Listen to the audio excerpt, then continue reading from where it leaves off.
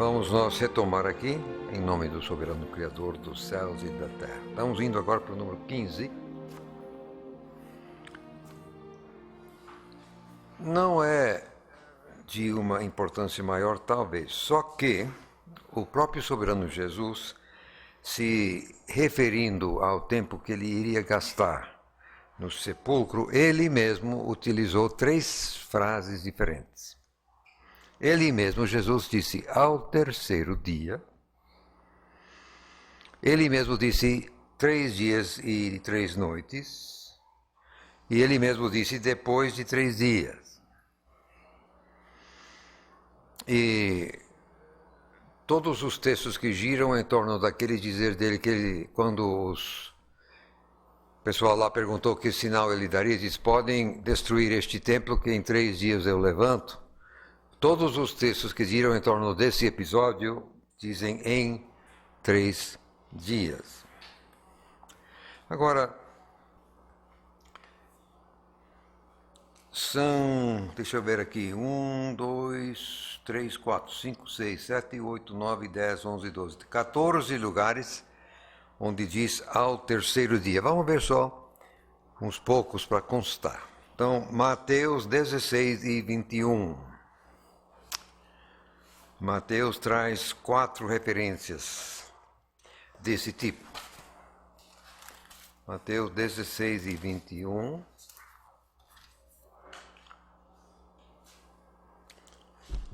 Desde então, começou Jesus a mostrar aos seus discípulos que convinha ir a Jerusalém e padecer muitas coisas dos anciãos e dos principais dos sacerdotes e dos escribas, e ser morto e ser ressuscitado ao terceiro dia. E é isso exatamente o que diz o texto. Então, já que estamos aqui, é só virar a página 17 e 23, aliás, aqui nem virar a página. Matá-lo-ão e ao terceiro dia ressuscitará. Ao terceiro dia. 20 e 19. Entregarão aos gentios para que dele escarneçam e o açoitem e crucifiquem, e ao terceiro dia ressuscitará. 27 e 64, ainda de Mateus. Agora é os judeus querendo segurar o sepulcro. Manda, pois, que o sepulcro seja guardado com segurança até ao terceiro dia. Não se dê o caso que os seus discípulos vão de noite e o furtem, digam ao povo: ressuscitou dentre os mortos. E assim o último erro será pior do que o primeiro.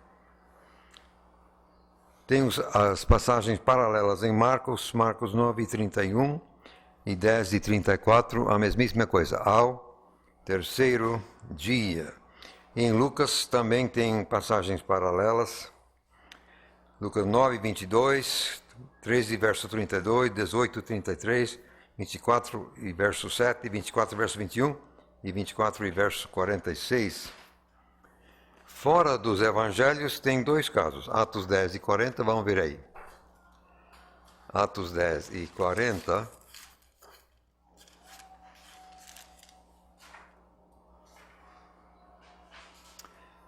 Estamos aqui na casa de Cornélio. O Pedro está explicando o evangelho a Cornélio e todos os demais que ali estavam reunidos.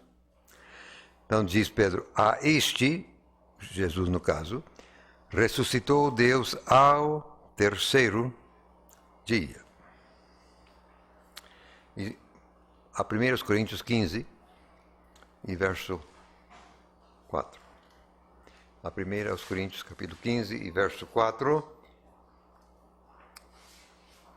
E que foi sepultado e que ressuscitou ao terceiro dia, segundo as Escrituras.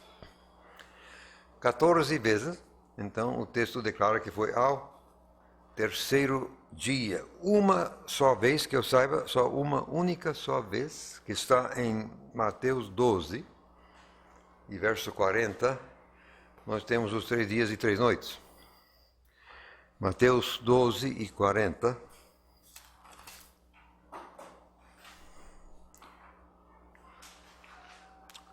o próprio Jesus falando, pois como Jonas esteve 3 dias e 3 noites no ventre do monstro marinho, assim estará o Filho do Homem 3 dias e 3 noites no coração da terra. Aqui é um dos lugares que indica claramente que Hades fica dentro da terra de alguma forma. Não é o meu assunto aqui. Vamos, antes de prosseguir, ver o que está em João 20 e 26. No capítulo 20, e verso 26. 8 dias depois estavam outra vez os seus discípulos dentro e com eles Tomé. Foi uma semana depois, quer dizer, o dia da ressurreição foi no domingo e a primeira vez Jesus apareceu aos 11 lá dentro do cenáculo. No outro domingo, outra vez, mas aqui diz 8 dias depois. Sucede o seguinte, que o judeu fala exatamente do mesmo jeito que o brasileiro fala. Como é que nós falamos? Então, se nós estamos assim num culto ao domingo, aí o pastor diz, de hoje a 8, nós vamos tá. Como assim, hoje a 8? A semana não tem 7 dias? Se hoje é domingo, o próximo domingo não seria 7 dias? Mas na cabeça de brasileiro não, são 8 dias. Quer dizer, calcula-se o dia presente também. Então, de hoje a 8 é o próximo domingo. O judeu fala da mesma forma. Então, se aqui diz 8 dias depois, é porque foi no outro domingo. Quer dizer, calcula-se este domingo, aí 7 dias, que o outro domingo são 8. O judeu pensa do jeito que o brasileiro pensa. Então vocês pelo menos não deveriam ter dificuldades de entender o troço. Quando, portanto, fala 3 dias e 3 noites,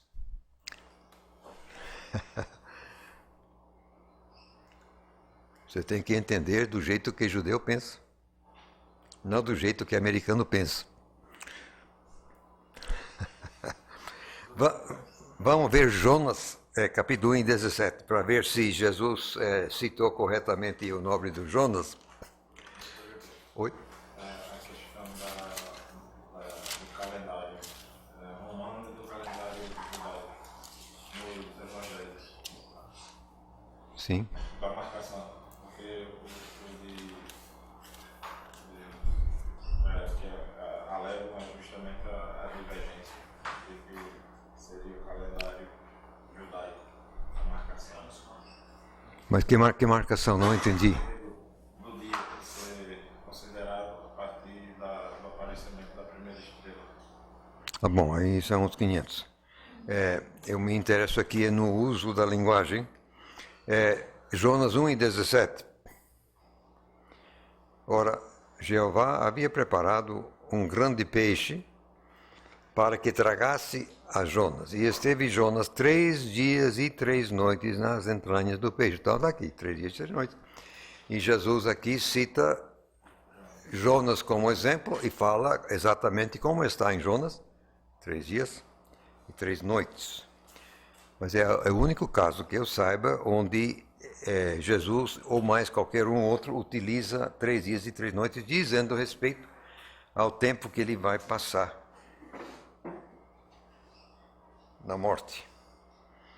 Tem 2 textos que diz depois de 3 dias. Vamos ver o que está aqui em Mateus 27 e 63.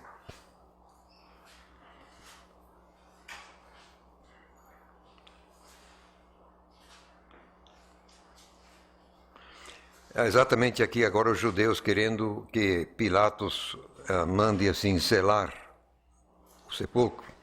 Senhor, lembramos-nos de que aquele enganador, vivendo ainda, disse depois de 3 dias. Então aqui nós, depois de 3 dias, ressuscitarei. E ainda vamos achar em Marcos 8 e 31.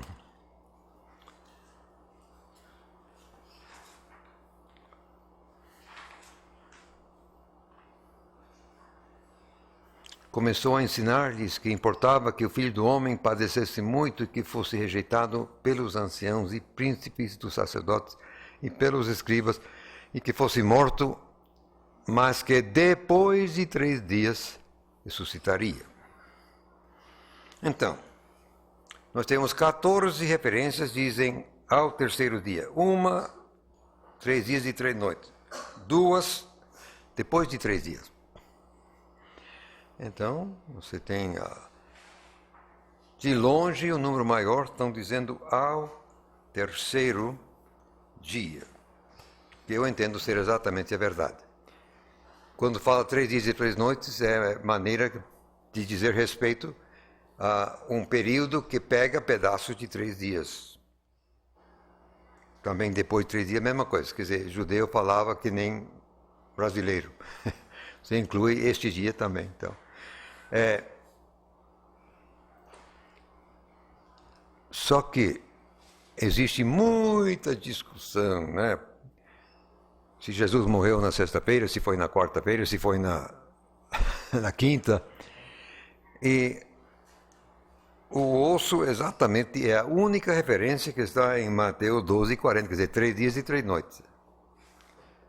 Entendendo do jeito que judeu entende, no meu entender, então, é uma expressão exatamente equivalente ao que está nos 14 casos outros, onde ao terceiro dia.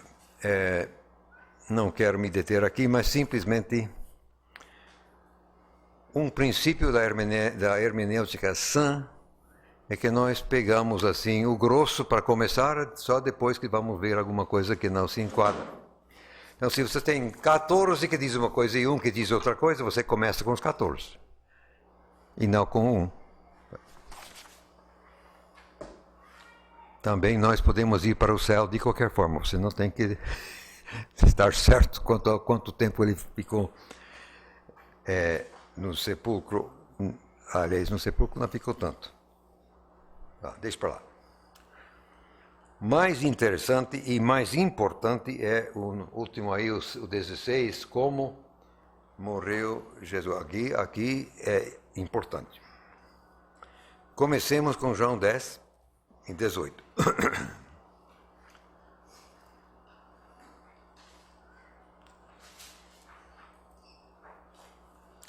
João 10, 18. Jesus está dizendo que ele é o bom pastor, etc. e coisa e tal.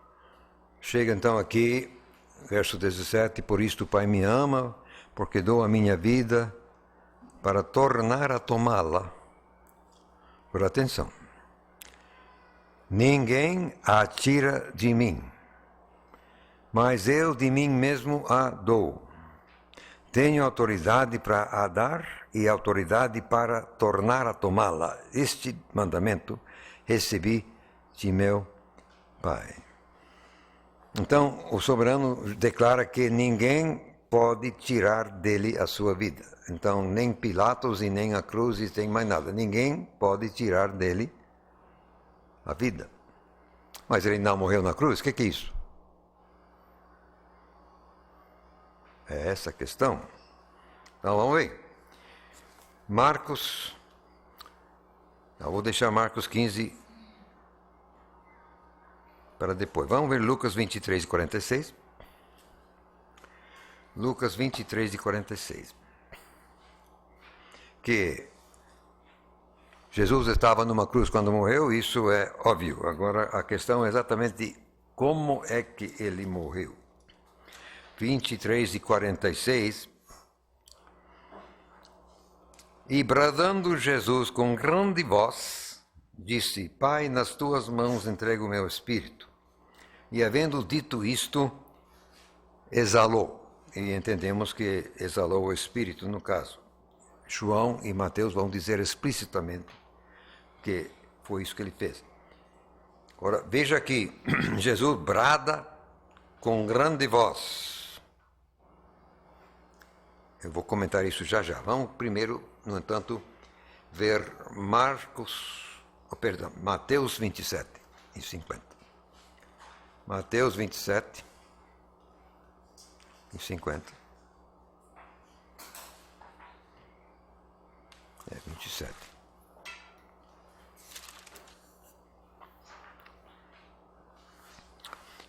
E Jesus, bradando outra vez com grande voz, despediu o Espírito. Exatamente a tradução correta do texto grego. Ele despediu o Espírito. Tchauzinho. João 19 e 30.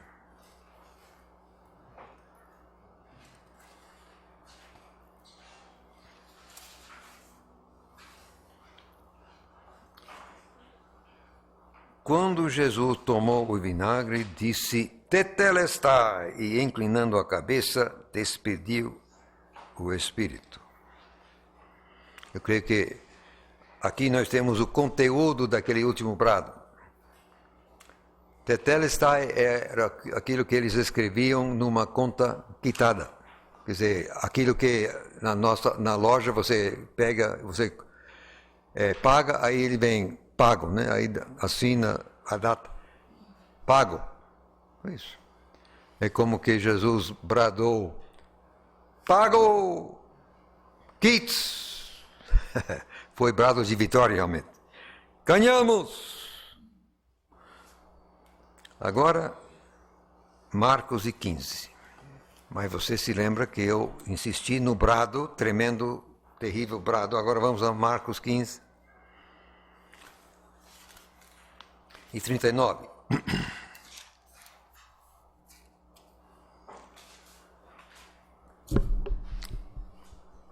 Só que vamos começar com o verso 37.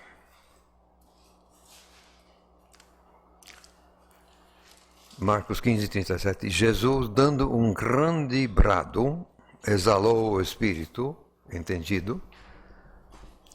O véu do templo se rasgou em dois, de alto a baixo. Agora atenção. Verso 39.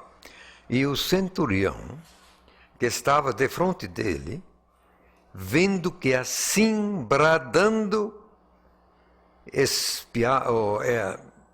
exalara,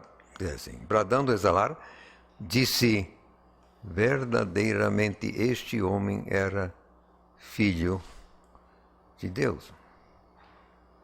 O que deu no centurião? O que deu no centurião é exatamente o seguinte.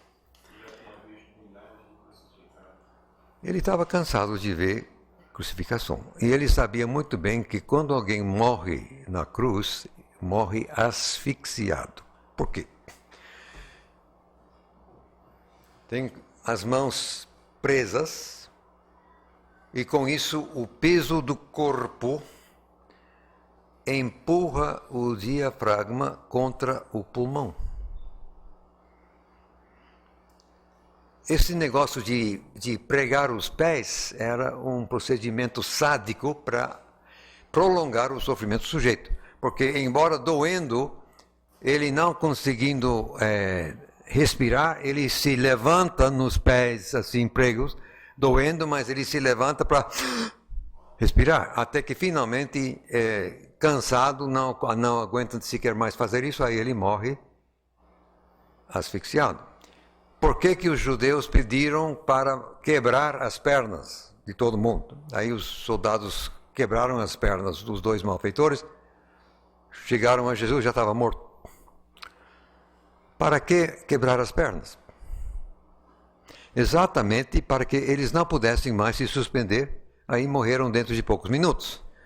Era isso, porque os judeus diziam, nós temos que tirar esses corpos, porque vem aí o sábado e nós não queremos profanar o sábado. Muito religiosos esse pessoal.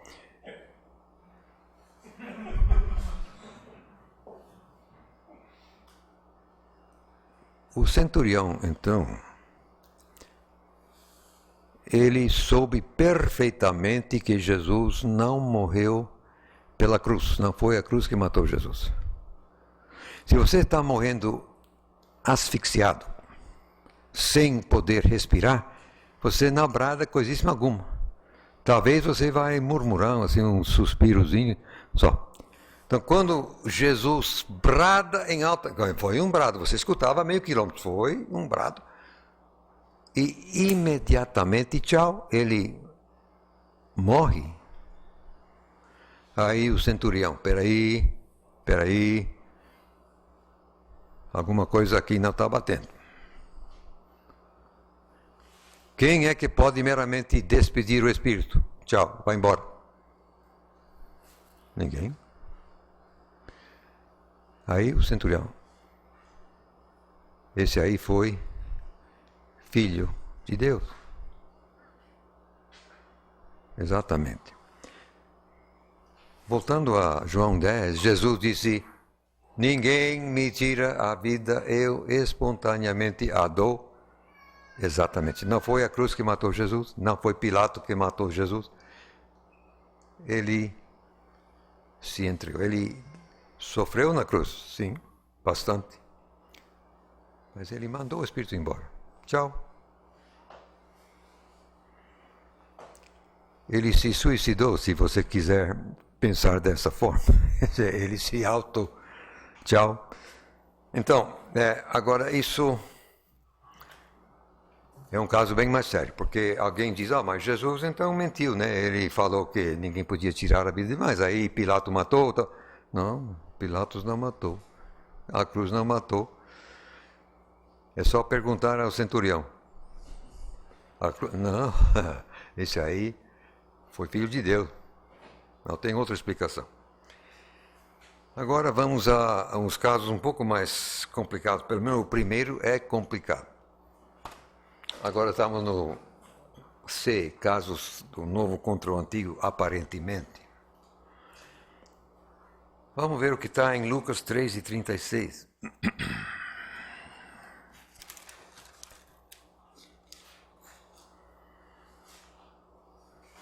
Aqui, como já expliquei, é de Eber, de Salá, de Cainá, de Arfaxade, de Sem, de Noé. O problema aqui, exatamente, esse Cainá. Segura o dedo ali e nós vamos já para Gênesis 11 e verso 12.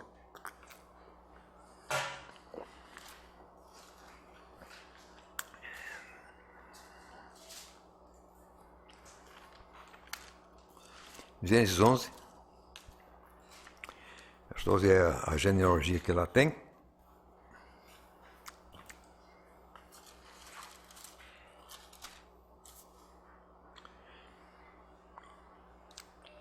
Vamos começar com o verso 10. Estas são as gerações de Sem. Sem era da idade de 100 anos e gerou a Arfaxade, 2 anos depois do dilúvio. E viveu Sem, depois de que gerou a Arfaxade, 500 anos e gerou filhos e filhas. E viveu Arfaxade 35 anos e gerou a Selá. E viveu Arfaxade depois que gerou a Selá 403 anos e gerou filhos e filhas. Viveu Selá 30 anos e gerou a Eber e assim por diante. Agora aqui vai Sem, Arfaxade, Selá.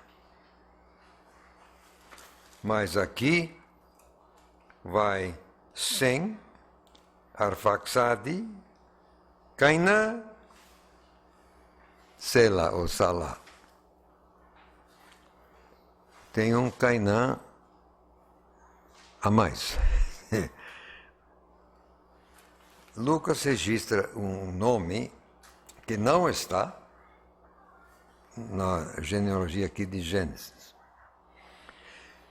A questão é que o pessoal, os eruditos, gostam de se valer desse Cainá a mais aqui em Lucas para dizer que a genealogia aqui de Gênesis 11 é tipo uma sanfona, um acordeão. Você não pode levar à risca e, portanto, você não pode calcular a idade da Terra a partir dessas idades, porque isso aqui é uma sanfona. Quer dizer, se o Cainá, que lá em Lucas foi omitido aqui em Gênesis, sabe-se lá quais outros não também foram omitidos, e, portanto, você não pode dizer nada.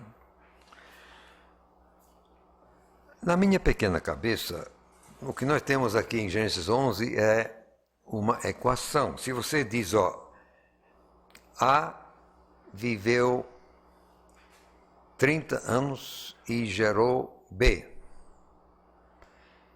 Depois que gerou B, ele viveu 300 anos. Viveu um total de 330 anos. Isso é uma equação. Não é uma safona e nem nada. No meu entender, pois, o que está aqui em Gênesis é que diz aqui Arfaxade viveu 35 anos e gerou Selá. Agora o verbo gerar, você sabe, pode ser filho, pode ser neto, pode ser, sabe-se lá. Mas é uma descendência sanguínea, uma descendência linear. Não pode ser uma coisa adotiva ou sabe-se, não, é porque é sangue, linha. Entendo, pois, que houve exatamente 35 anos entre Arfaxade e Selá, ou Sala, como queira. Vem cá, então vamos voltar, mas peraí. Arfaxade, Cainã, Selá. Como enquadrar esse Cainã? Não sei se você já parou para imaginar como é que era a situação logo após o dilúvio. Saíram da arca quantas pessoas? 8. Alguma mulher poderia estar grávida, poderia ter engravidado lá dentro, mas que o que entrou foi 8. Se saiu com alguém no ventre, mas também saíram 8. Ficaram 1 ano. Qual foi a urgência absolutamente máxima para eles quando saíram da arca?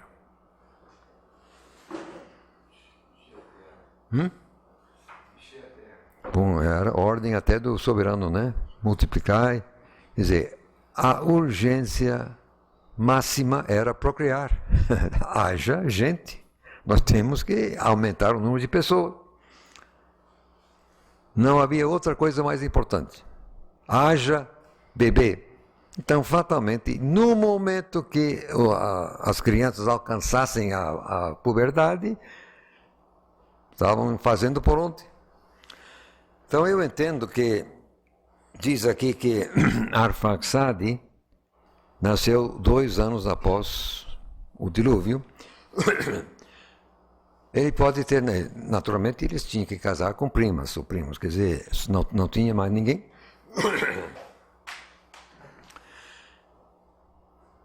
O Arfaxade pode ter casado com uma prima que tinha 1 ano a mais do que ele, ou até, vá lá, 2 no máximo. É perfeitamente possível, entendo assim, que Arfaxade tenha produzido Cainã com 17 anos, ou 18 por aí de vida, e que Cainã, por sua vez, repetiu a façanha, de sorte que entre Arfaxade e Selá não passou de 35 anos. Quer dizer, tanto Arfaxade como, na hipótese Cainã, procriaram assim, com uma pressa, digamos, um pouco indecente, mas que era exatamente a urgência máxima. Essa era a prioridade. A prioridade máxima era produzir gente. Então eu entendo que as mulheres estariam engravidando assim, com a frequência possível, fisicamente. Por que então que em Gênesis passa por cima de Cainã? Imaginando eu que de fato houve o Cainã lá. Uma vez que a cultura volta ao normal, poderia parecer assim um pouquinho indecente a pressa com a qual esse pessoal assim reproduziu. E um intervalo de 35 anos é um pouquinho mais assim agradável do que 17. Ou, por qualquer motivo, pode algum infortúnio ter alcançado o Cainã, mas após ele ter gerado, sei lá. Essa ideia, quer dizer, a ideia básica eu devo ao Dr. Floyd Nolan Jones, que escreveu este livro Chronology of the Old Testament. Ele meramente, no meu entender, resolve todos os supostos problemas de ordem numérico no Antigo Testamento. Todos. Impressionante. Isso aqui é impressionante. E aquele mapa dele, Dr. Gilberto? Maravilhoso. Aquele mapa que ele fez, maravilhoso. Maravilhoso. Aliás, fez vários. Essas cartas, né? Claro, eu não posso provar que foi assim. O fato é que Lucas diz Cainã. E esse Cainã não está em Gênesis. De onde foi que Lucas achou esse tal de Cainã? Se em Gênesis não está. Bom, no Pentateuco samaritano tem uma alteração em Gênesis 11. Simplesmente fazem miséria com essa genealogia. Então, lá eles colocam o tal de Cainã, mas só que aí eles ficam assim com vários, todo mundo com idade de 100 anos. Quer dizer, obviamente é uma coisa maquiada, é uma coisa fictícia, fabricada. Entendo que certamente existiam documentos históricos extrabíblicos, mas que eram verídicos. Entraram na arca, passaram daí, quer dizer, fatalmente Adão escreveu como é que foi a criação e assim por diante, e que depois Deus fez tudo isso chegar na mão de Moisés para que daí ele finalmente escrevesse os 5 livros da palavra dele, mas a partir de relatos históricos escritos pelas testemunhas oculares. Se Judas cita uma profecia de Enoque, o 7º de Adão, é porque Enoque fatalmente escreveu uma profecia, e essa profecia entrou na arca, porque fora da arca nada sobreviveu, e no tempo de Jesus uma cópia, pelo menos, dessa profecia de Enoque fatalmente ainda existia, se Judas cita. Aliás, a informação que nos chega é que havia uma cópia em hebraico da profecia de Enoque até o século XIII da era cristã. Aí sumiu a última cópia em hebraico e hoje não tem. Só tem supostos fragmentos em outras línguas, sabe-se lá. Entendo, pois, que existiu relato histórico disponível a Lucas e que ele foi levado pelo Espírito Santo a incluir esse tal de Cainã, por mais assim inconveniente que possa nos parecer. Agora você, voltando ao primeiro verso de Lucas, onde ele explica a Teófilo o porquê que ele está escrevendo isto aqui, na verdade fica no verso 3, mas eu vou ler aqui como tem a partir do começo. Desculpem. Tendo, pois, muitos empreendido por em ordem a narração dos fatos que entre nós se cumpriram, havia muito registro circulando, escrito, segundo nos transmitiram os mesmos que os presenciaram, quer dizer, as testemunhas oculares, desde o princípio e foram ministros da palavra, pareceu-me também a mim, agora chega o ponto, Lucas se explicando a Teófilo, pareceu-me também a mim conveniente, ó excelente Teófilo, traduzindo eu do texto grego, tendo anotado cuidadosamente tudo que veio de cima, escrever-te com precisão e em sequência. O que me interessa neste momento é com precisão e em sequência. Então, se o propósito do Evangelho de Lucas é um relato com precisão, e se Lucas foi inspirado pelo Espírito Santo, então, a partir das minhas pressuposições, eu digo que o Espírito Santo obrigou Lucas a incluir esse Cainã a partir de registro histórico extra-bíblico que existia nesse tempo, mas que agora não alcança mais a nossa mão. Entendo, pois, que Arfaxade de fato gerou esse Cainã, que por sua vez gerou Selá ou Salá, como queira pronunciar. Se não for essa explicação, eu não tenho outra. O fato é que Lucas tem um Cainã onde Gênesis não tem. Agora vamos ao segundo item. Vamos ler vamos ler Atos 7 e 14.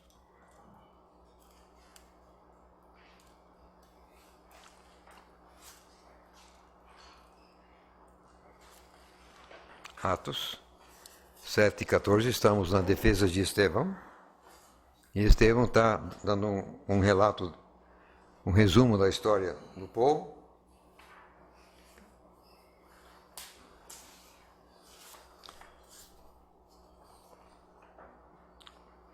José mandou chamar a seu pai Jacó e a toda a sua parentela 75 almas.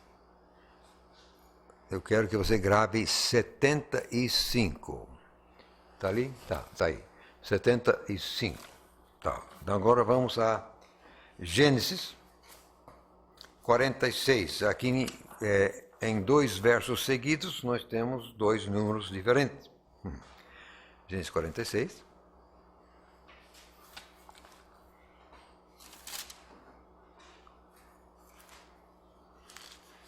Verso 26 e 27. Vamos ler aqui, então. Gênesis 46, verso 26. Todas as almas que vieram com Jacó ao Egito, atenção, que saíram dos seus lombos, fora as mulheres dos filhos de Jacó, quer dizer, as mulheres de fora, todas foram 66 almas. Prosseguindo. E os filhos de José que lhe nasceram no Egito eram 2 almas. Todas as almas da casa de Jacó que vieram ao Egito eram 70. Então você tem exatamente como sair 3 números diferentes, dizendo respeito ao mesmo acontecimento, mais ou menos. 75, 66 e 70. Quem faz uma leitura superficial vai achar que não dá. A dificuldade é que você tem que parar e ler com atenção. O que vamos aqui fazer? Então, vamos começar com os 66, que é exatamente aqui. É o menor número. Vamos ver aqui.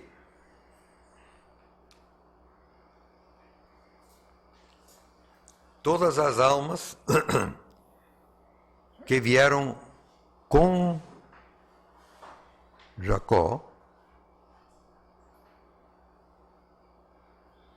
ao Egito, que saíram de seus lombos. Então, isso aí é filho ou então neto.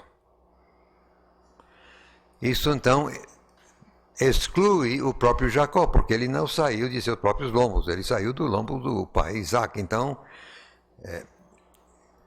as almas que vieram com Jacó, não incluindo ele. Fora as mulheres, quer dizer, aí, excluindo, quer dizer, as mulheres, obviamente, não vieram do lombo de Jacó, óbvio. 66 almas. Aí você tem exatamente os 11 filhos que José já está no Egito. Não? Então, os 11 filhos outros com os seus filhos. Eu fiz um cálculo aqui. Veio Rubem com mais 4 filhos dele, 5. Simeão com mais 6 filhos dele, 7. Levi com mais 3 filhos dele, 4. Judá com mais 5 filhos dele, 6. Issacar com mais 4 filhos dele, 5. Zebulon com mais 3 filhos, 4. Então, somando tudo isso, 5, 7, 4, 6, 5, 4, dá 31. Só que tinha uma filha, como era o nome dela? Dina. A Dina também saiu do lombo de Jacó? Saiu. Então você tem 32. E esses foram os filhos de Lia. Agora vamos a Zilpa. Era Gade mais 7, esse aí trabalhou. Gade mais 7 filhos, 8. Azer mais 6 filhos, 7. E uma filha de Azer, 1. Então, 8, 7 e 1 dá 16. Zilpa, 16. De Raquel só tinha Benjamim, porque José já está no Egito. Então ele não veio com Jacó. Só que esse Benjamim saia de perto, 10 filhos. Então, mais ele são 11. Então, de Raquel, 11. Bila, Dan mais 1, 2. E Naftali mais 4, 5. 2 mais 5 são 7. Então você soma 32, 16, 11 e 7. Dá precisamente 66. Na mosca, além do mais, na mosca.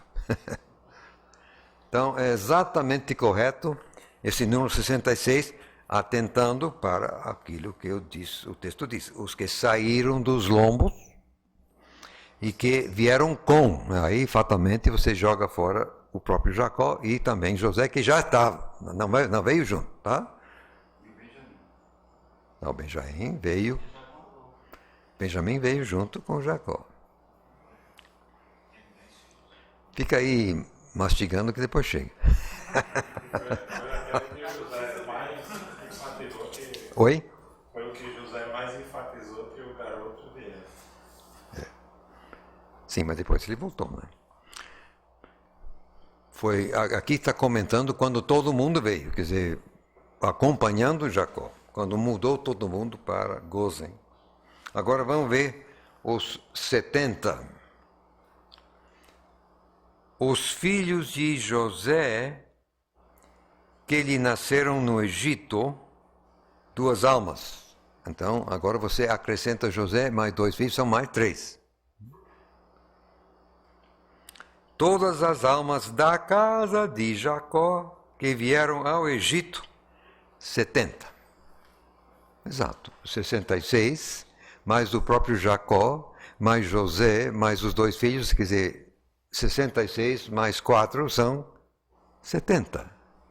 Certo? Na mosca, outra vez. Mas e esse tal de Estevão que vai jogar aí 75? Vamos, que coisa, Estevão. Vamos lá.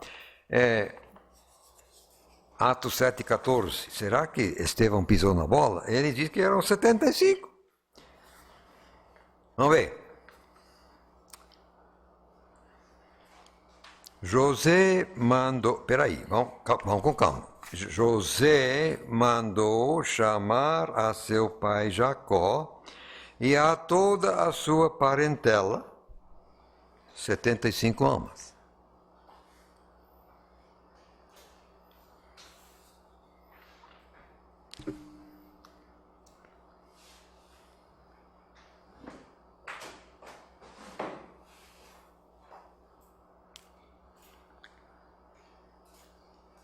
Aqui, no meu entender, exclui o próprio José e seus filhos, mas fatalmente inclui as mulheres dos filhos. Umas e outras já morreram a caminho, então o que parece que aqui estão incluindo 8 das esposas dos filhos. E com isso você chega a 75, porque novamente você tem que cortar fora, subtrair José e os filhos dele, porque já estavam e não vieram. Então, o que veio na mudança, quer dizer, inclusive a parentela, vai aí as esposas dos filhos, entendo, que é daí que nós temos os 75. Não há, portanto, nenhuma contradição.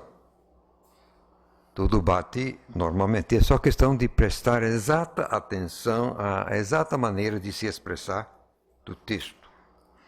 Agora vamos a um outro caso que quase chega a ser um osso. Vamos ver, mas tem dado muita discussão esse negócio. Bom, já que estamos aqui em Atos 7, verso 6.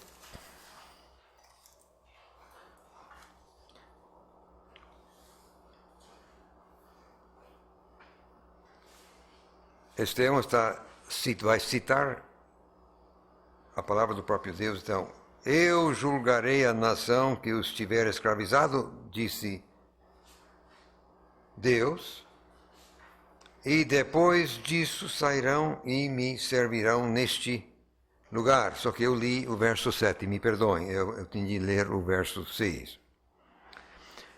Falou Deus assim: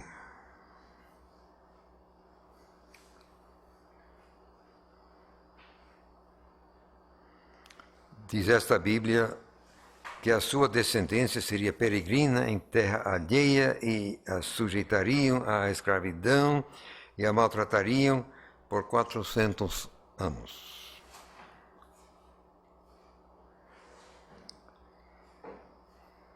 Eu vou dar uma outra tradução aqui, só que vamos começar no verso 5. Ele está falando que prometeu, sim, que lhe daria a posse dela, isto é, a seus descendentes, depois dele, embora não tivesse filho. Agora, verso 6. Depois Deus falou assim, 2 pontos. Seus descendentes serão peregrinos numa terra estrangeira, traço, serão escravizados e maltratados, fecha traço, por 400 anos. Nós temos aqui uma figura da linguagem que se chama quiasmo. Você diz uma coisa, você diz A, você diz outra coisa B, aí você repete B e depois você volta a A. Então você tem A, B, B, A. Isso chamamos de quiasmo, essa estrutura. E isso é muito comum na Bíblia. Parece que o judeu gostava disso. E às vezes é A, B, C, C, B, A. E tem até coisa mais complicada. É a mesma estrutura que está lá no relato da criação. A gente se repete. Sim. E pessoas assim que não pensam do jeito que o judeu pensa, se tem dado. Então esse negócio de JEDP, não, simplesmente não entenderam como é que a cabeça de judeu funciona. Só isso. Isso é outro que não estou aqui cuidando de problemas que são unicamente do antigo. Existem também, mas não é o nosso caso aqui e o tempo também não vai dar. Vamos ainda ler Gênesis 15 e verso 13.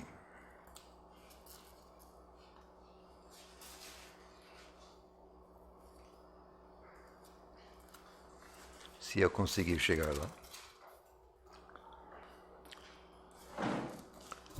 A mesma coisa, é isso que Estevão estava citando.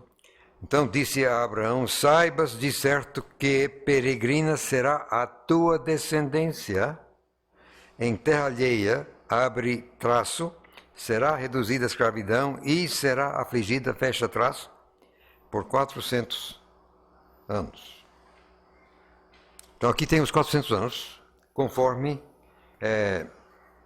Atos e Gênesis 15. Mas em outros 2 lugares vamos achar 430. Vamos ver agora Gálatas 3 e 17.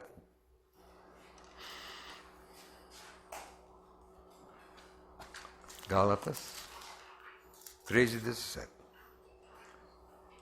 Digo isto, que tendo sido a aliança anteriormente confirmada por Deus em Cristo, a lei que veio 430 anos depois, não a invalida, de forma a abolir a promessa.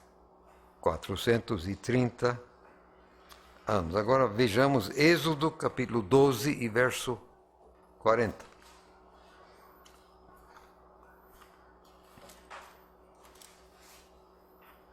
Êxodo, capítulo 12, verso 40.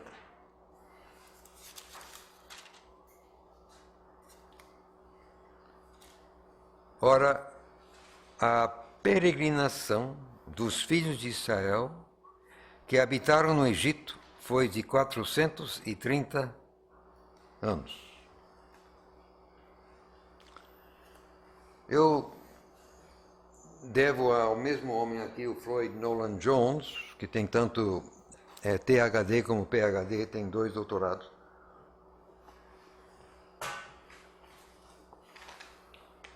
A explicação que segue. E eu não cheguei a passar ao Xande, então não temos isso aqui para jogar.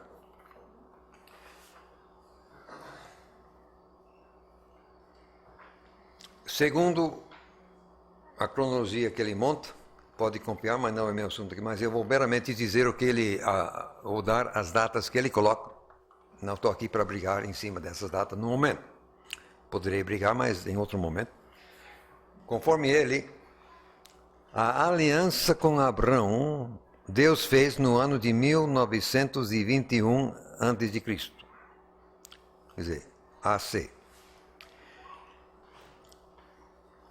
30 anos depois, no ano de 1891, Isaac é desmamado e, portanto, declarado herdeiro de Abraão. No ano de 1706, Jacó vai ao Egito. E no ano de 1491, você tem o Êxodo e Deus dando a lei no Monte Horebe a Moisés, mas isso no mesmo ano. Entre a ida de Jacó ao Egito em 1706, e ele prova 2 mais 2 com 4, ele mostra que é isso mesmo. Entre, portanto, 1706 e 1421, você tem 215 anos. Então, o povo de Israel mora no Egito 215 anos, mas não foi afligido esse tempo todo, porque no começo ainda o faraó se lembrava de José e coisa e tal, só era mais tarde. Diz o texto, subiu um faraó que não conhecia, aí era outra dinastia provavelmente. Então, eu imagino que a servidão pesada do povo não passou muito de 100 anos, não foi 400 anos. Mesmo porque de 1891 até 1706, que são 185 anos, é a descendência de Abraão peregrinando em Canaã. Quer dizer, desde o desmamamento de Isaac até a ida de Jacó ao Egito, eram 185 anos, onde a descendência está peregrinando. O texto diz que será peregrino em terras alheias. Bom, até ali, Canaã, embora fosse prometida, mas ainda não era da posse, o pessoal estava aí peregrinando ainda na terra. Vieram tomar posse só depois do Êxodo. Tá bom. Então, os 400 anos que você acha em Gênesis 15 e Atos 7 vão exatamente de 1891 a 1491, isso tudo antes de Cristo. Quer dizer, 185 mais 215 dá exatamente 400 anos de peregrinação em terras alheias. De Isaac ser desmamado, voltando atrás até a aliança com Abraão, você tem 30 anos. Aí o próprio Abraão peregrinou na mesma terra durante 30 anos. Então, com isso você tem 430 anos, que nós achamos em Êxodo 20 e Gálatas 3. Então, tudo bate na mosca, não tem uma vírgula fora do lugar. Mas você tem que parar e analisar com cuidado. Agora, voltando a Gênesis 15, vamos ver o que lá está.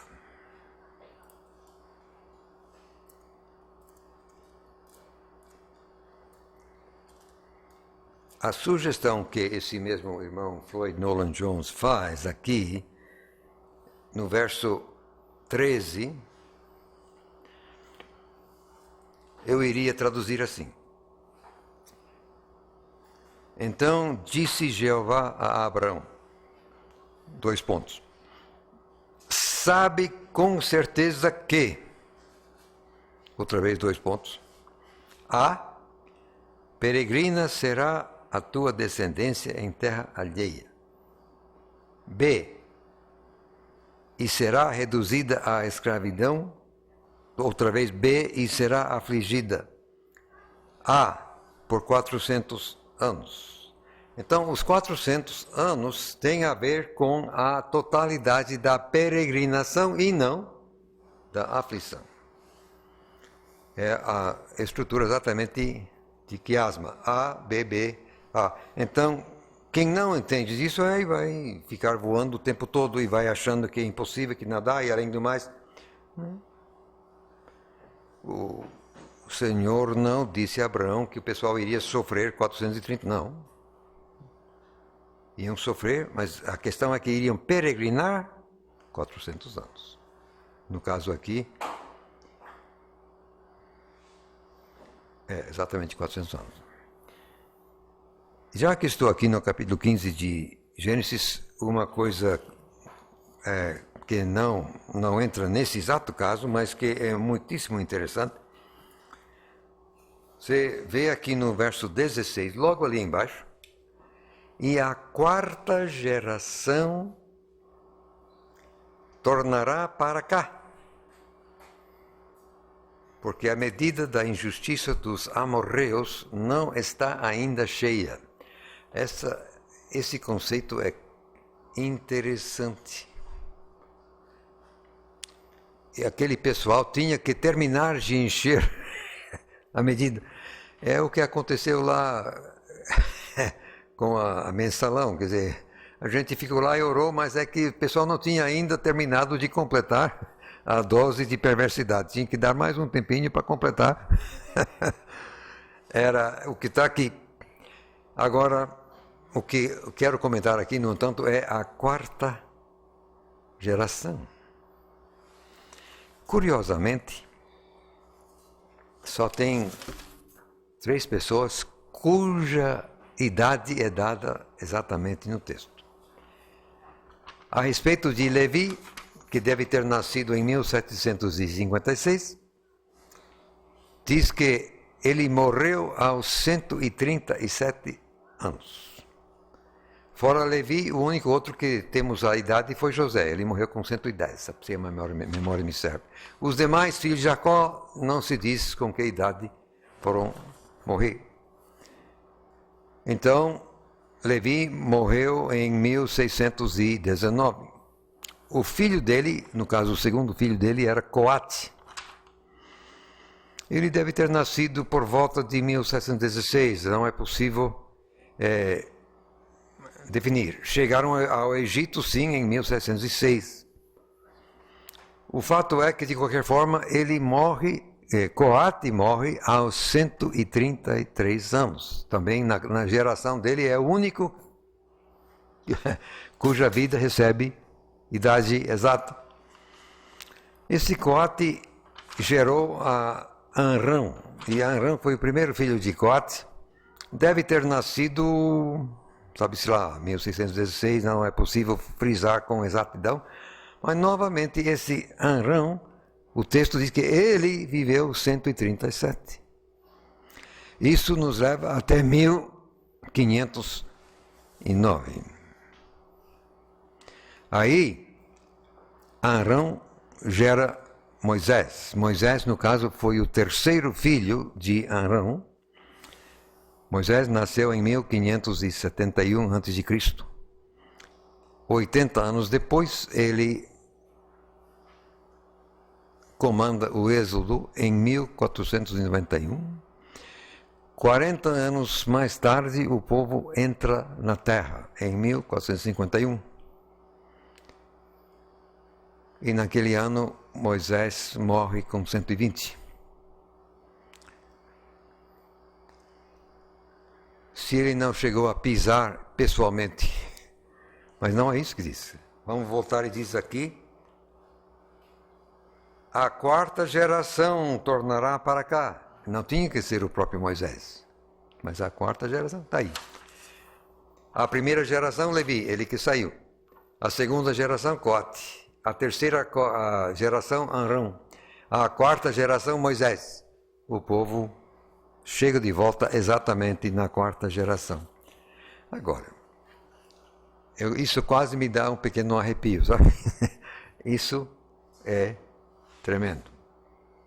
E tem muito mais, mas não é o nosso assunto aqui. Só quis mostrar que o que o pessoal acha, não, isso é um problema incontornável. Não. Os 400 anos era uma coisa, os 430 era outra coisa. Agora vamos a um caso fácil. O caso que está aí, número 4, isso aí é muito fácil. 1 Coríntios 10 e 8. Outra vez o pessoal meramente não se dá o trabalho de parar e ver o que o texto diz, só isso. 1 Coríntios 10 e verso 8. Paulo escrevendo: não forniquemos, como alguns deles fizeram, e caíram num dia 23 mil. Agora vamos a Números 25, que é o relato histórico do ocorrido. Números 25, a partir do primeiro verso. Israel deteve-se em Sitim, o povo começou a protestar. Aí acendeu-se a ira de Jeová, tal. Espera aí, estou aonde mesmo? Estou em Números 25.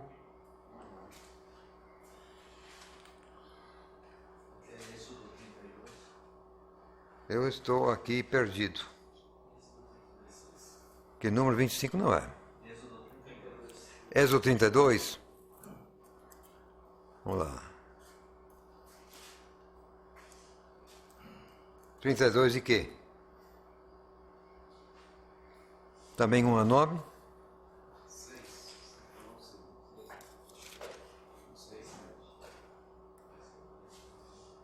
Não, também não. O fato é que no relato, estou aqui perdido, mas lá diz que foi 24 mil em vez de 23. Só que lá foi na praga inteira.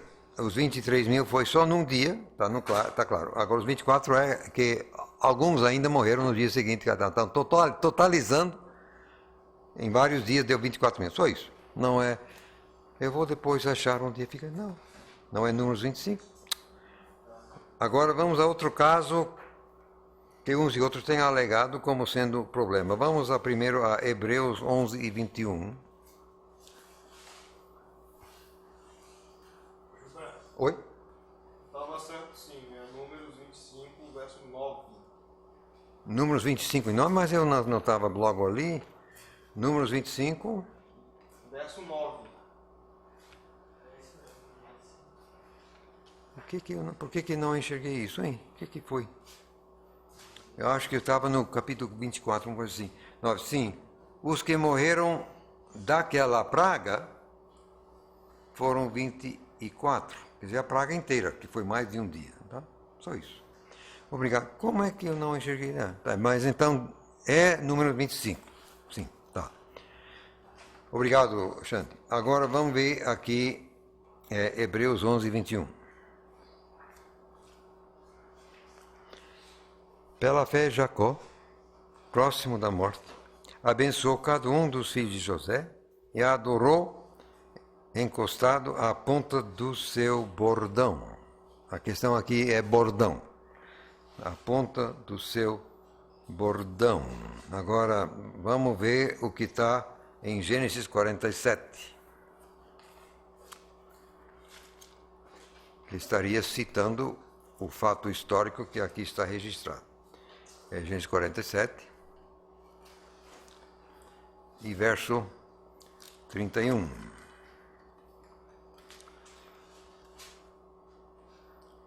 E disse ele,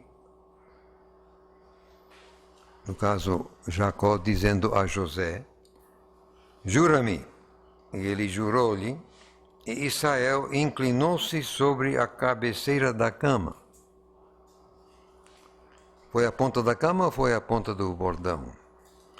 Ocorre que em hebraico as consoantes de bordão e de cama são os mesmíssimos.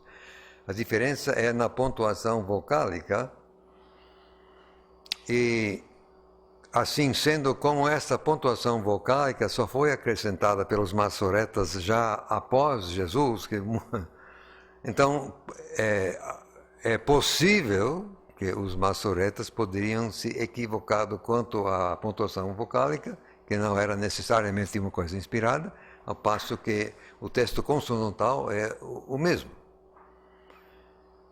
Agora, se Hebreus foi inspirado pelo Espírito Santo, então ele coloca a pontuação vocálica correta, no caso, o bordão, que faz mais sentido realmente. Ele iria se apoiar exatamente no bordão ali. Só que você atentando, você vai ver que, de fato, o momento é diferente. Não foi o mesmo momento. Se não, vejamos. Hebreus 11, 21. Pela fé, Jacó, próximo da morte, abençoou cada um dos filhos de José e adorou na ponta do bordão. Aqui ele está abençoando os filhos de José. Agora vamos voltar aqui e ver o que aconteceu.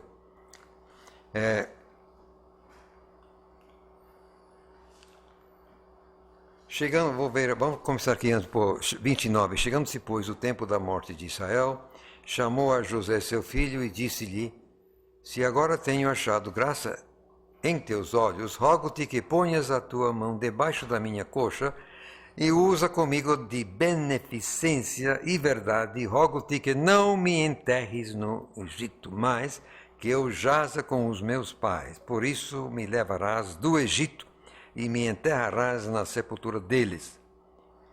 E ele disse, farei conforme a tua palavra, disse, jura-me, ele jurou. Então você vê que aqui o contexto é outro. Aí ele inclinou-se sobre a cabeceira da cama, pode ser. Sendo momentos diferentes, então não tem problema, absolutamente. Não há nenhuma contradição. Fosse o mesmo caso, no entanto, há uma explicação que se prende à pontuação vocálica e não ao texto consonantal, que nós temos, que é o texto consonantal que é inspirado. Também não é questão maior. Agora sim, nós vamos no 6 para um caso um pouquinho mais assim difícil. O problema de Jeremias. Aqui mas parece que Mateus tem uma proporção assim demasiada desses problemas. Mateus 27, verso 5.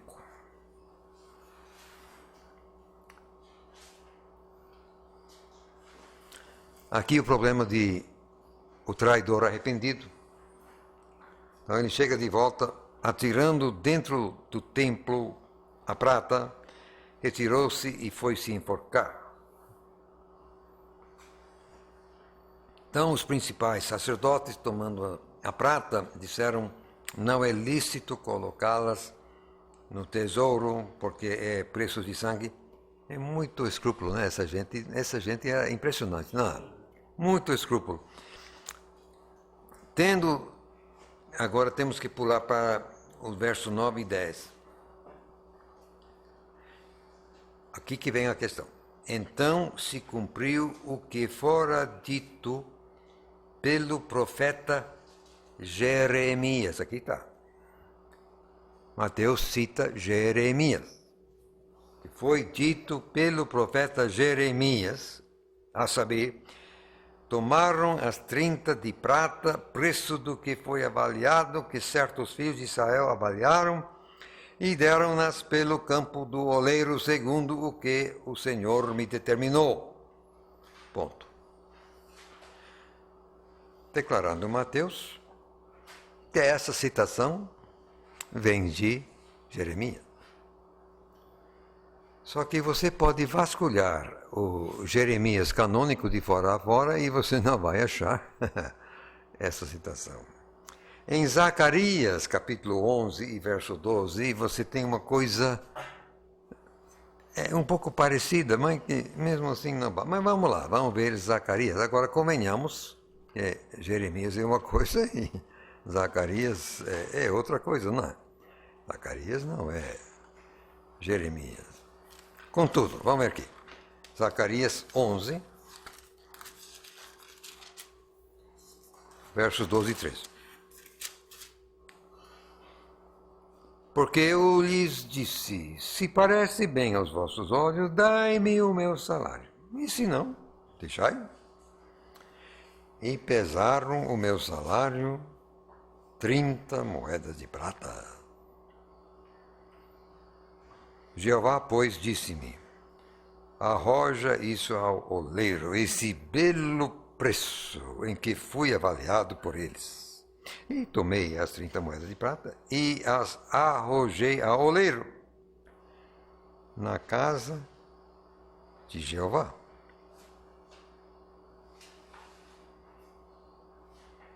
Você tem aqui a casa de Jeová e Judas jogou no templo, até aí tudo bem, mas não bate, simplesmente não é a mesma coisa. E depois, Zacarias não é Jeremias, eu lamento muito, mas não são a mesma coisa. A solução que eu dou vem de Daniel, Daniel capítulo 9, e verso 2.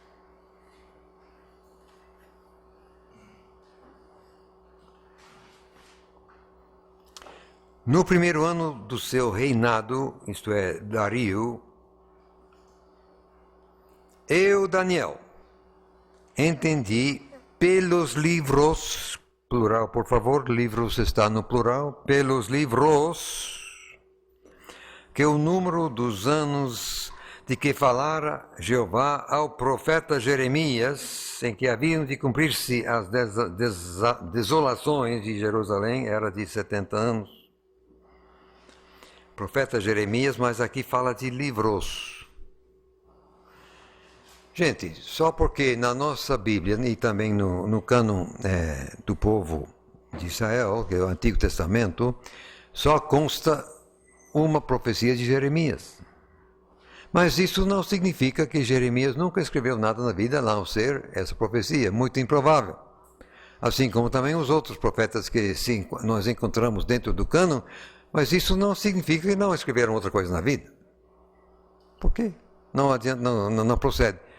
Então eu entendo que Daniel está aqui afirmando que, na verdade, existiam vários livros da palavra de Jeremias.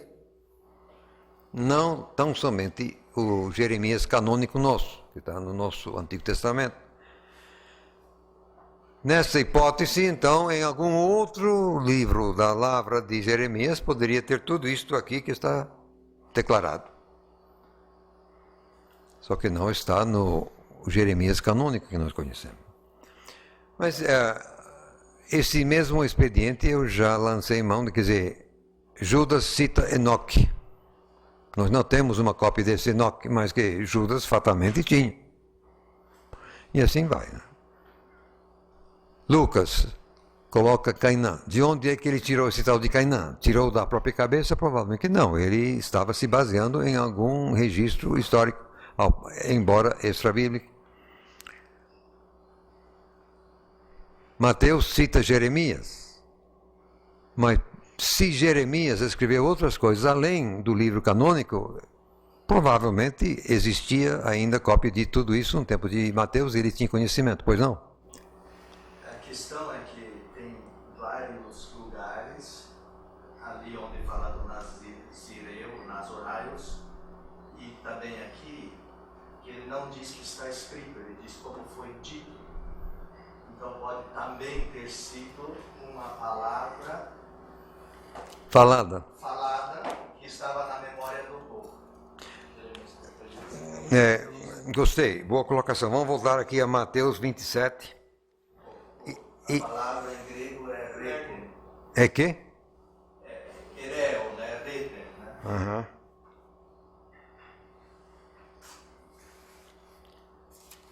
Tem vários lugares que eu percebi onde a citação não é precisa e onde pode ter sido algo verbal que estava sendo transmitido de geração em geração. Boa colocação, gostei. De fato, aqui não diz escrito, aqui diz dito. Então, essa colocação procede tranquilamente. Só que, naturalmente, Mateus não estava lá para ouvir Jeremias, então estava registrado em algum lugar. E com isso, então, Mateus tomou conhecimento de coisa falada por Jeremias, mas fora do livro canônico. Gostei, boa colocação. Só já que estou aqui, me perdoem, mas só para você sentir como os servos de Satanás são assim maliciosos e, para não dizer perversos, cai lá. Em Coríntios, 1 Coríntios 13:3, os inimigos da verdade têm assim feito chacota, assim, zombando do texto majoritário a partir de uma coisa que de fato não era bem a verdade. Como está aí, você pode ver, 47, que na verdade é uma minoria expressiva, não chega a ser uma maioria absoluta, mas não. Então, os dois textos majoritários de Hodges e Farstad e de Robinson Pierpont, está aí, Hodges e Farstad, Robinson Pierpont, também, no entanto, o texto recebido, nós temos Kaute somai com ômega, e esse ômega, então, seria o futuro do subjuntivo, só que na gramática grega não existe futuro do subjuntivo. Então, os inimigos gostavam de, assim, quá, quá, quá, quá, tá vendo? No texto aí tem uma forma que nem existe. Só que a verdade não é essa, a verdade é Kautei somai com Omicron, que existe sim, senhor, muito obrigado. Uma maioria absoluta, se bem que passa raspando, 50,6. Aí, outras 8 variantes, somando 4, inclusive aquilo que é utilizado no texto eclético, que parece que será achado uma coisa assim, que simplesmente não tem sentido. Não leva a nada. Só que achei por bem, assim, um grilo na minha cabeça, mostrar o tipo de coisa que você pode achar, encontrar. O tipo de jogo sujo que você pode, assim, tropeçar nele. Não leva a nada. O fato é que o texto verdadeiro é o certo, é o futuro mesmo, não subjuntivo, indicativo. Até aí, os problemas tipo 2. E como ficaria a redação de 1 Coríntios 13:3? Deixa eu ver aqui. 1 Coríntios 13:3.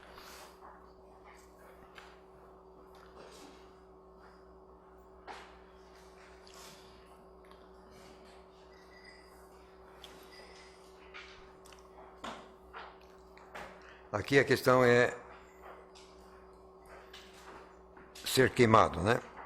Entregar o meu corpo para ser queimado é o futuro do indicativo, a voz passiva. Então está razoável aqui, para ser queimado. O problema é que o texto que tem nessa aula não corresponde a qualquer tradução, porque a tradução não faz sentido. Exatamente. É algo do tipo, para me enaltecer, ou coisa do tipo, assim, a palavra grega. Sim. Já que estamos chegando também às 10 horas, me perdoem se vamos assim correr atrás desse essa questão. Eu vou já dizer qual é a variante. A 1 Coríntios 13 e verso 3.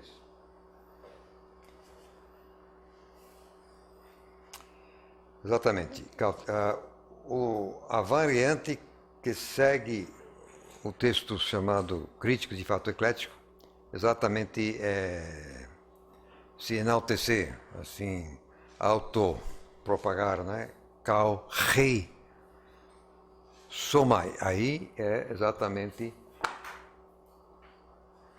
isso aqui, só que em vez de feita é o rei.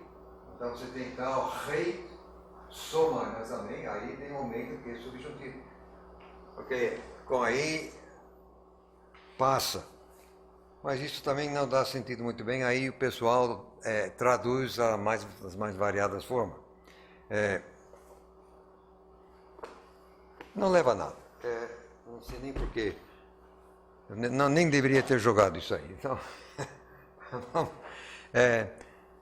o próximo assunto é aquilo que eu chamo de problemas tipo 3, que está aí também na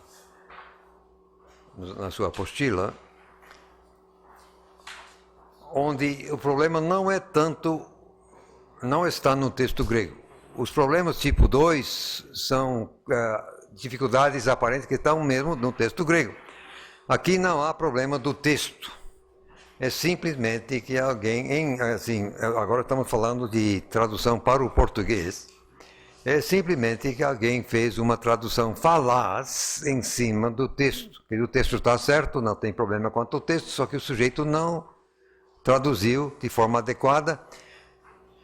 E essa tradução falaz pode levar a doutrinas e práticas improcedentes. O pessoal, até mesmo sinceramente, honestamente, bola uma doutrina improcedente a partir de uma tradução falaz. Mas fazem honestamente, quer dizer, acham, não, eles confiam na tradução e lá vão, só que na verdade não funciona. Vamos pegar só os últimos minutinhos e ver um caso. Mateus 18 e 18.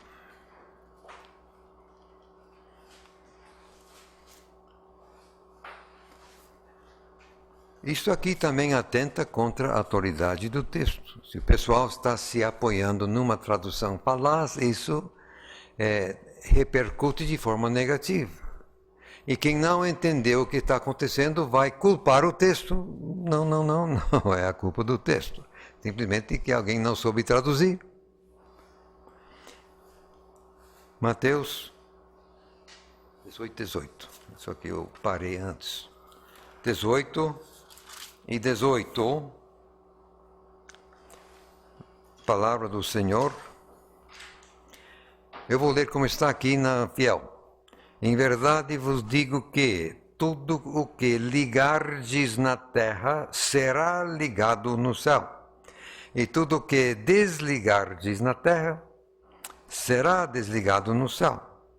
E assim, praticamente, creio que as outras versões, quase sem exceção.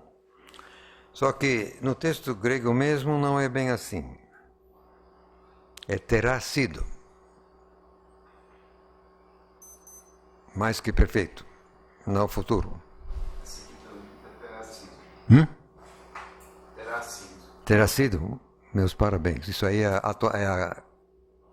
atualizado, né?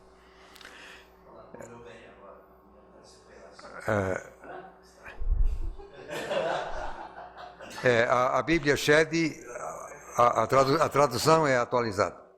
Então, parabéns, atualizado. Agora, isto aqui tem reflexo prático bastante negativo. Porque se você lê isso aqui, conforme está na Fiel, conforme está, aliás, no King James Version, em inglês, lá também está assim. Será ligado, será desligado, é meramente futuro. A King James enganou, inclusive, um grande homem de Deus chinês por nome de Watchman Nee. Ele foi despistado por essa tradução improcedente no King James, nos Estados Unidos, em inglês, e ele bolou, então, uma doutrina lá onde nós estamos mandando em Deus. Ó, nós faz aqui, ele é obrigado a abonar lá em cima. É a ideia que eles tiram, né? E aqui no Brasil também existe isso aí. Nós manda aqui, Deus... Pois não. Ou seja, um Deus boy, né? Você que manda. Só que não é assim. A questão, a gente acha graça, mas na verdade a questão é séria. O pessoal acha que está mandando em Deus. Lê do engano.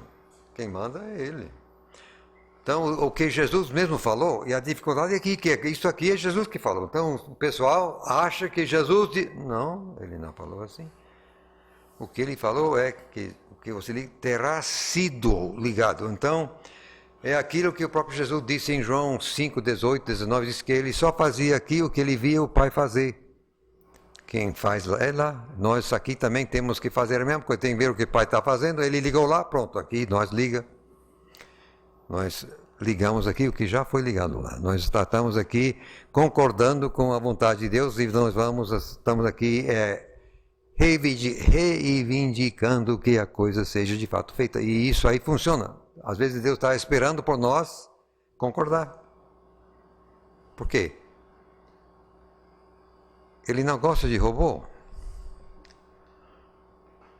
Quisesse robô, ele mandaria e sai de perto. Satanás gosta de roubar, mas Deus não. É que Jesus disse àquela mulher samaritana, o Pai procura quem o adore em espírito e em verdade. Nada de robô, nada de empurrar goela abaixo, não.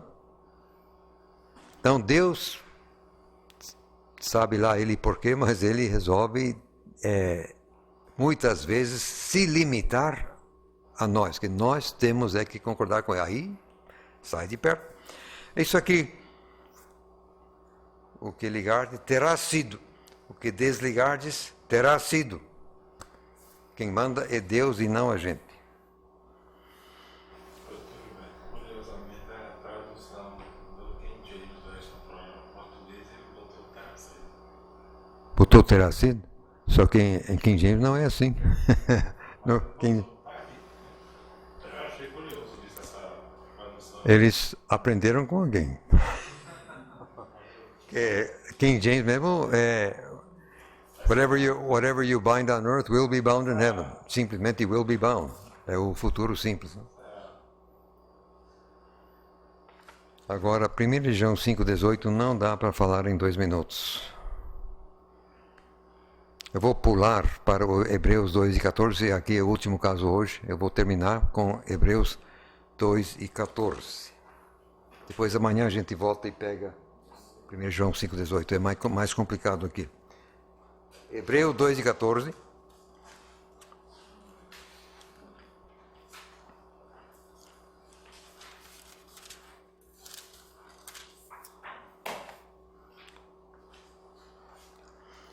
Visto como os filhos participam da carne e do sangue, também ele, no caso Jesus, Jeová Filho, ele participou das mesmas coisas. Atenção, para que, pela morte, aniquilasse o que tinha, diz aqui na Fiel, o que tinha o império da morte. Isto é, o diabo. Essa tradução é improcedente. Não é tinha, é tem. O que tem.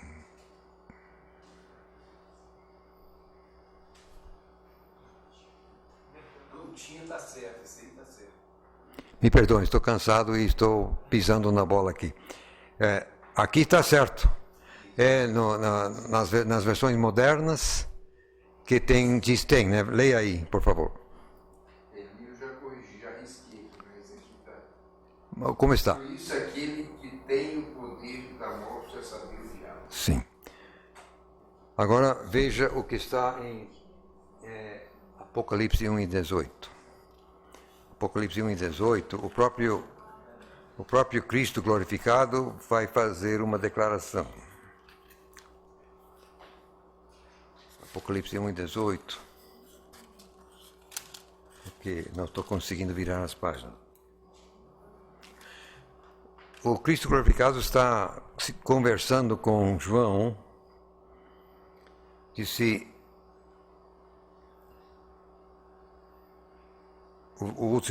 a última palavra de 17, eu sou o primeiro e o último, e o que vivo e fui morto, mas eis que aqui estou vivo para todo sempre.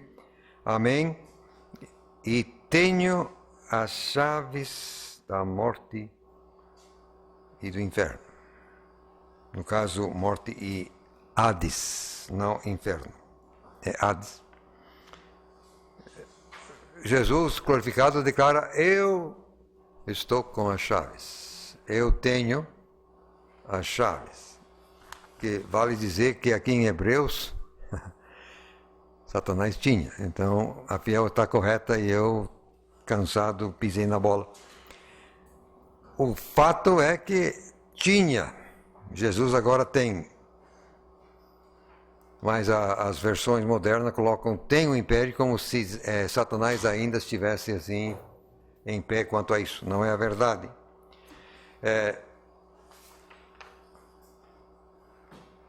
Mesmo porque... Particípio presente o verbo. Hã? É o particípio presente. Sim, mas o que o pessoal não entende é que o particípio é dominado pelo verbo principal. Quando o particípio está no presente é porque está no mesmo tempo do verbo principal. E aqui o verbo principal está no pretérito. Quando o particípio está no futuro é porque é num tempo posterior ao tempo do verbo principal. E quando é pretérito é porque antecedeu ao tempo do verbo principal. Então aqui o que tinha, mas na verdade é um particípio tem, tendo, só que